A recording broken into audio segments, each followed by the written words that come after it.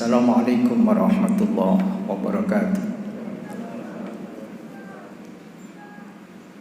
Alhamdulillahi ghafiril dzambi wa qabilit tawbi sadidil iqab.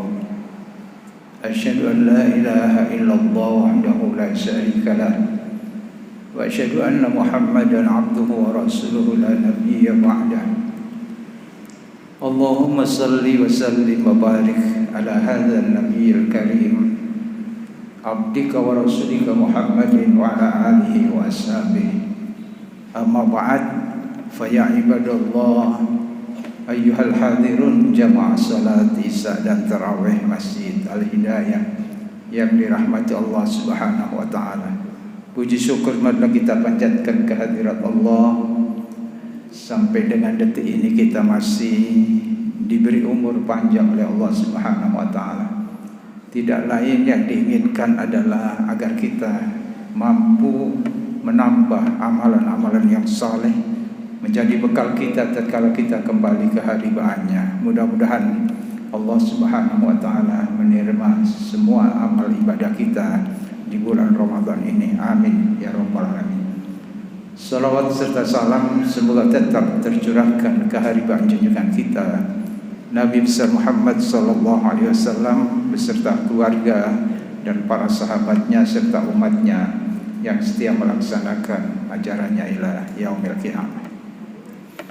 Jamaah sekalian, kesempatan malam hari ini kami ingin mengetengahkan istighfar adalah solusi dari segala persoalan hidup kita.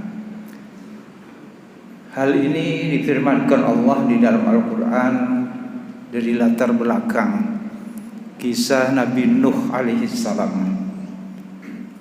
Nabi Nuh alaihi salam yang ditugaskan oleh Allah Subhanahu wa taala diperintahkan untuk berdakwah kepada umatnya di tempat yang kering kerontang di daerah Mesopotamia. Di daerah sanalah Nabi Nuh alaihissalam diperintahkan untuk mentauhidkan Allah Subhanahu wa taala. Berapa tahun Nabi Nuh alaihissalam berdakwah? Al-Quran menyebutkan Nabi Nuh alaihissalam berdakwah di daerah itu 1000 tahun kurang 50 tahun. Itu sebutan di dalam Al-Quran, yaitu kurang lebih 950 tahun. Dalam kurun waktu yang cukup panjang itu tidak banyak umatnya itu yang menerima dakwah Nabi Nuh alaihissalam. Dan akhirnya dalam puncaknya itu Allah Subhanahu wa taala akan menurunkan azab bagi mereka. Dan itulah yang kemudian didatangkan banjir bandang yang menenggelamkan mereka, termasuk keluarga Nabi Nuh itu sendiri, yaitu istri dan anaknya. Jamaah yang dirahmati Allah, sebelum azab itu datang kepada mereka, Allah Subhanahu wa taala memerintahkan di dalam Al-Quran. Kisah ini disebutkan apa yang diperintahkan Allah kepada umatnya waktu itu, agar mereka beristighfar, memohon ampun kepada Allah, karena mereka tidak mengindahkan dakwah Nabi Nuh alaihissalam agar mereka menyembah Allah Subhanahu wa taala. Allah berfirman di dalam Al-Quran, faqultu astaghfiru rabbakum innahu kana ghaffara. Nabi Nuh diperintahkan, maka aku katakan kepada mereka, beristighfarlah kepada Tuhanmu, memohon ampunlah kepada Tuhanmu, sesungguhnya Dia Maha Pengampun yang terus menerus memberi ampun kepada hamba-hambanya. Yursilis samaa alaikum midrara. Kalau kalian mau beristighfar kepada Allah, niscaya Dia Tuhan akan menurunkan hujan yang lebat dari langit kepada kalian, hujan sebagai rahmat rezeki bagi kalian. Itu akibat kalau kita beristighfar kepada Allah Subhanahu wa taala. Wa yumdidkum bi amwalin wa banin wa yaj'al lakum jannatin wa yaj'al lakum anhara. Dan Dia Tuhan akan memperbanyak harta dan anak-anak kalian, dan menjadikan untuk kalian kebun-kebun yang menjadikan untukmu sebagai tempat kalian berdiam, bertempat tinggal di situ. Jamaah sekalian, dari ayat inilah lalu kemudian Imam Hasan Basri pernah didatangi oleh beberapa orang yang ingin diberikan solusi padanya. Salah satu yang pertama yang datang itu mengabarkan bahwa daerah kami itu saat ini di dalam keadaan kekeringan, sehingga orang-orang tidak bisa bercocok tanam. Lalu yang kedua datang pula kepada Hasan Basri, dia menceritakan keluhannya itu, bahwa selama ini dia berniaga tetapi tidak pernah beruntung di dalam niaga itu. Lalu kemudian ada pula yang datang ingin mencari solusi kepada Imam Hasan Basri. Dia mengatakan bahwa saya ini sudah berkeluarga, sudah menikah, sudah punya istri, tapi lama tidak dikaruniai anak. Apa kata Imam Hasan Basri kepada 3 orang yang datang dengan persoalan-persoalan yang berbeda ini? Hasan Basri memberikan solusi, perbanyak istighfar, banyak-banyaklah memohon ampun kepada Allah Subhanahu wa ta'ala.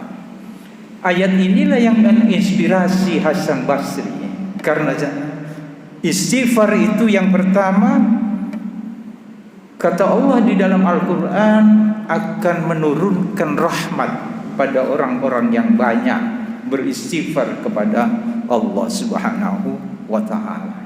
Rahmat semacam apa?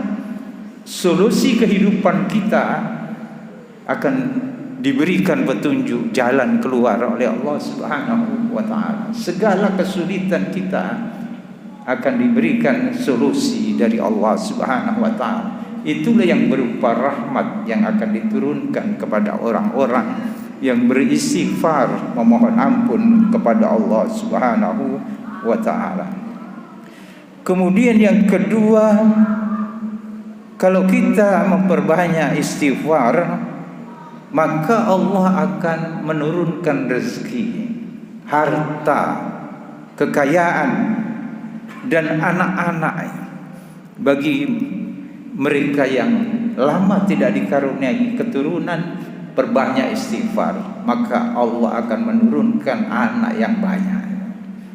Nah, kebanyakan anak ya tambah kesulitan kita. Istighfarnya banyak, maka kemudian Allah menurunkan solusi, akan diberikan keturunan. Berapa banyak orang yang menikah 10 tahun, bahkan ada yang sampai 20 tahun baru dikaruniai anak. Tentunya mereka tidak lepas dari memperbanyak istighfar, memohon ampun kepada Allah Subhanahu wa ta'ala. Di bulan Ramadan inilah kita diperintahkan untuk banyak beristighfar, memohon ampun kepada Allah. Antara lain, kalau kita dasarkan dari ayat ini, insya Allah Allah akan menurunkan rahmatnya kepada kita, Allah akan memberikan rezeki kepada kita, dan Allah akan memberi solusi atas segala persoalan hidup kita.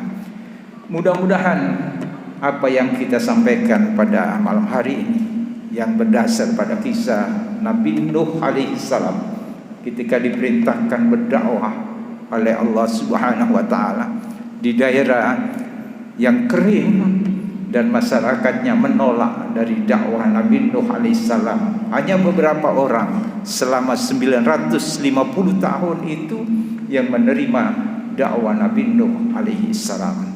Akhirnya Allah Subhanahu wa ta'ala menurunkan azab bagi mereka, yaitu berupa banjir besar.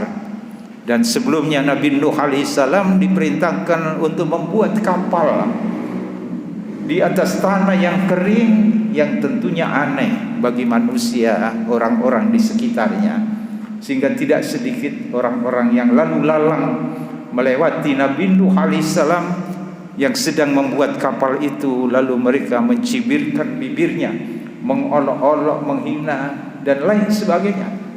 Akan tetapi Allah Subhanahu wa taala mendatangkan apa yang ingin ditimpahkan kepada umat Nabi Nuh alaihissalam, yang mereka tidak menerima dakwah Nabi Nuh alaihissalam. Mudah-mudahan Allah Subhanahu wa taala senantiasa membimbing kita dengan hidayahnya, sehingga di bulan Ramadan ini kita menerima apa yang ada di dalam Al-Quranul Karim sebagai pedoman hidup kita, sehingga mencapai kehidupan bahagia di dunia wal akhirah.